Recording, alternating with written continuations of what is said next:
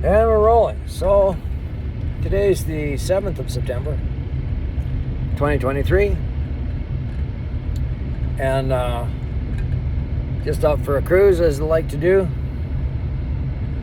And I was thinking about, I grew up in the 70s. I was born in 62, but I don't have a lot of memories, when I was small.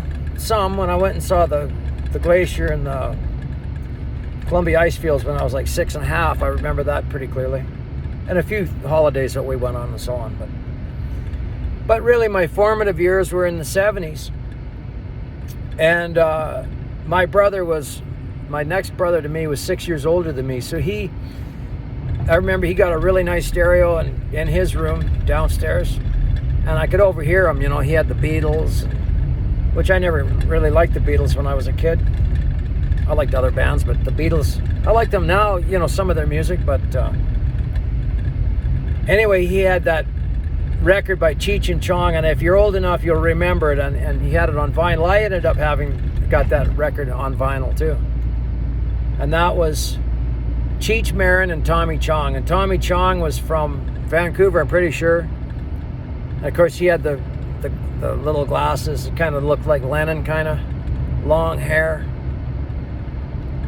A stoner, Well, that's the persona. He played kind of that goofy, lovable idiot, which nothing could be further from the truth than that guy. But that's the persona, right? And of course, Cheech Marin, I don't know a lot about that guy, but I know he's a pretty shrewd fellow too. And so when they made that record, we were kind of led to believe that they were just a couple of clowns that got together and made a record. Well, if you listen to the record, it was well done. In those days, they had to do it on a 64 track.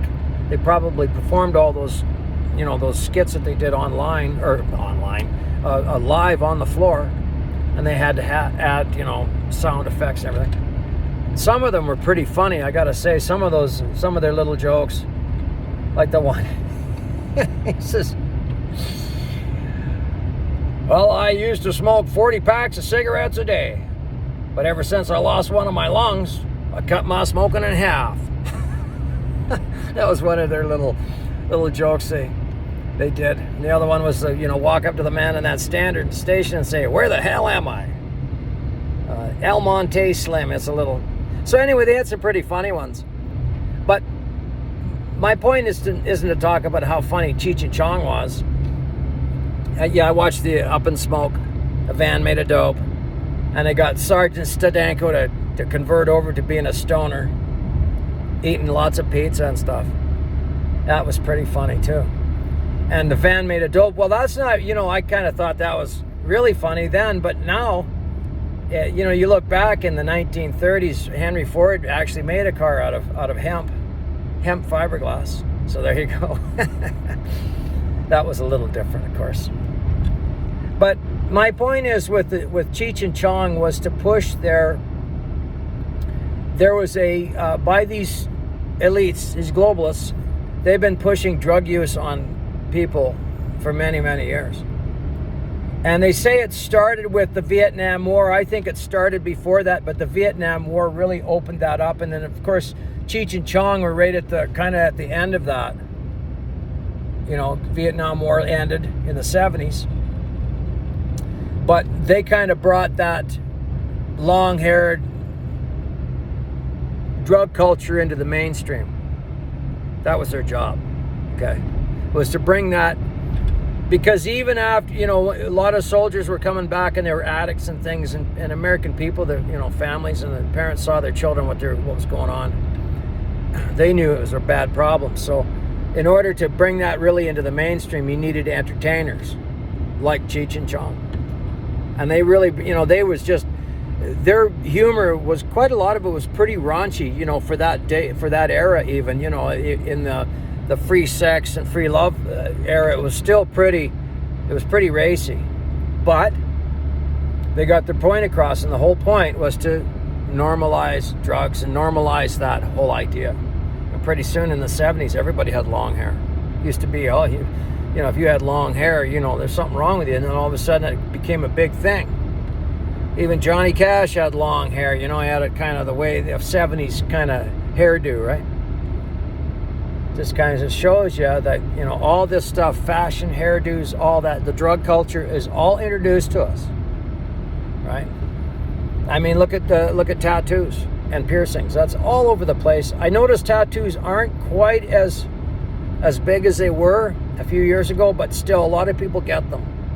Because why was to bring that into the mainstream. We had that Kat Von D, she's a Mexican woman. She's very, very beautiful, actually. But she's just covered head to toe with tats. And then she had a boyfriend there. What was his name? They're not together anymore, but he was Jesse James. That's some guy changed his name to Jesse James, I guess. And he, or maybe that's his real name, I don't know. But he's covered in tats. You see what I mean?